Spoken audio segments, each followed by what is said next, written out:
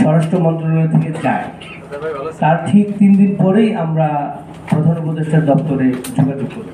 তো সেখানে আমরা আমাদের 4 জনের বায়োডাটা দিই, আমাদের এনআইডি কার্ড দিই, ছবি দিই, এসএসএফ আমাদের এগুলো নিয়ে আমরা মাননীয় মুখ্য সচিব মহোদয়ের সাথে দেখা করার চেষ্টা করি। তারপরে আমরা চেষ্টা করে আমরা তার সাক্ষাৎ পাইনি। ওখান থেকে বলা হয় আপনারা আপনাদের concern authority ministry of home অ্যাফেয়ার্সে আপনারা কথা বলেন। আমরা পরবর্তীতে স্বরাষ্ট্র মন্ত্রণালয়ের মাননীয় উপদেষ্টা মহোদয়ের কাছে যাই। ওনারা বলে যে আপনারা প্রধান উপদেষ্টার কার্যালয়ে যোগাযোগ করেন। তার পরবর্তীতে আবার আমরা প্রধান উপদেষ্টার কার্যালয়ে যাই। এভাবে প্রায় 3 মাস আমরা একটানা ঘুরে তাদের কারো কোনো সাক্ষাৎ পাই। আমরা বারবারই চেষ্টা করেছি প্রধান উপদেষ্টার কার্যালয়ে আমাদের সামারিটি কোথায় কি অবস্থায় আছে সেটি জানবার জন্য, বুঝবার জন্য। তো আজ পর্যন্ত আমরা কারো কোনো সাক্ষাৎ পাইনি। আদালতে না আমরা এক্সিকিউটিভ অর্ডারের জন্য মাননীয় প্রধান উপদেষ্টা মহোদয়ের কাছে অ্যাপিল করেছিলাম। সেই অনুযায়ী আমাদের ফাইলটি প্রসেস পুলিশ হেডকোয়ার্টারের সদর সম্মতিক্রমে, সুপারিশক্রমে, স্বরাষ্ট্র মন্ত্রণালয়ের অনুমোদন ক্রমে ফাইলটি চূড়ান্তভাবে পুনর্বহালের জন্য প্রধান উপদেষ্টার কার্যালয়ে গিয়েছেন সামারি। এই কথাটি খুবই আমাদের জন্য খুবই কার্যকর। বিশেষ করে আমি যে ডিপার্টমেন্টে কাজ করতে চাই, বাংলাদেশ পুলিশ বাহিনী, আমরা যেহেতু এই পুলিশ বাহিনীকে অনেক শ্রদ্ধা করি এবং কম করি, যার একটি দৃষ্টান্ত আপনারা দেখতে পাচ্ছেন যে আমরা কিন্তু গত 15-14 মাস বাংলাদেশে প্রায় 300-এর অধিক আন্দোলন কিন্তু এই প্রেস ক্লাব ঢাকা বিশ্ববিদ্যালয় ঢাকা সারা দেশে হয়েছে। আমরা কিন্তু মাননীয় উপদেষ্টা এবং মাননীয় স্বরাষ্ট্র উপদেষ্টা, আইন উপদেষ্টা, জনপ্রশাসন এবং অর্থ উপদেষ্টার মধ্যে আলোচনা এবং সম্মতিক্রমে কিন্তু আমরা কোনো ধরনের কোনো কার্যক্রমে যাইনি।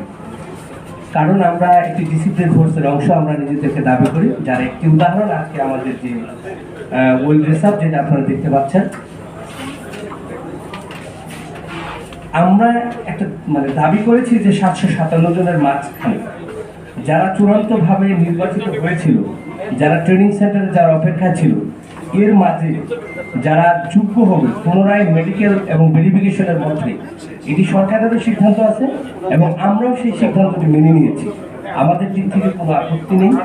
আমাদের মাঝে যারা মেডিকেলে আবার পুনরায় বিবেচিত হবে, চূড়ান্তভাবে নির্বাচিত হবে, শুধুমাত্র তারাই পুনর্বহাল হবে। এখানে আমাদের কোনো দ্বিমত নেই। আমরা মাননীয় প্রধান উপদেষ্টার কাছে একটি বিশ্বাস রাখতে চাই, গত 14 মাস যেহেতু আমরা কোনো ধরনের কোনো আন্দোলন বা করতে পাইনি, কোনো কর্মসূচি আমরা যাইনি, আপনাদের মাধ্যমে প্রথম এই জোর হলেই প্রেস কনফারেন্সের মধ্যে আমরা শুরু করেছিলাম, সেটা 2007 সালে, আবারও 2024 সালে শুরু করলাম, আজকে 25-এর শেষ দিকে যাচ্ছি।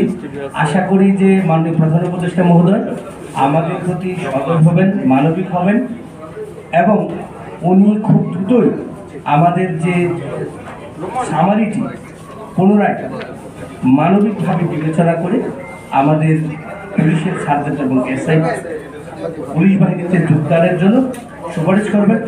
এমন কোনো সিদ্ধান্ত উনি নেবেন না যাতে করে আজকে আমাদের এই সাদা শরীরটা যেন কোনোভাবেই ওনার সময় অন্তত পক্ষে কোনো দাগ না লাগে, ওনারও যেন না লাগে, আমাদের গায়ে যেন না লাগে, এইটুকু আর কি কনফিডেন্টলি আমরা।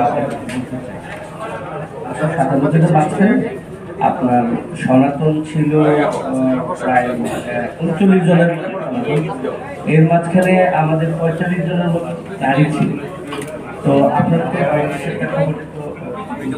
আমাদের দুজন মাদারীপুর থেকে ওরা সকালে রওনা দিয়েছে, প্রত্যেকটি কনফারেন্স ওরা ছিল এখানে। আপনারা বিভিন্ন দেখছেন কোনো মেয়েরা সাক্ষাৎ দিয়েছে।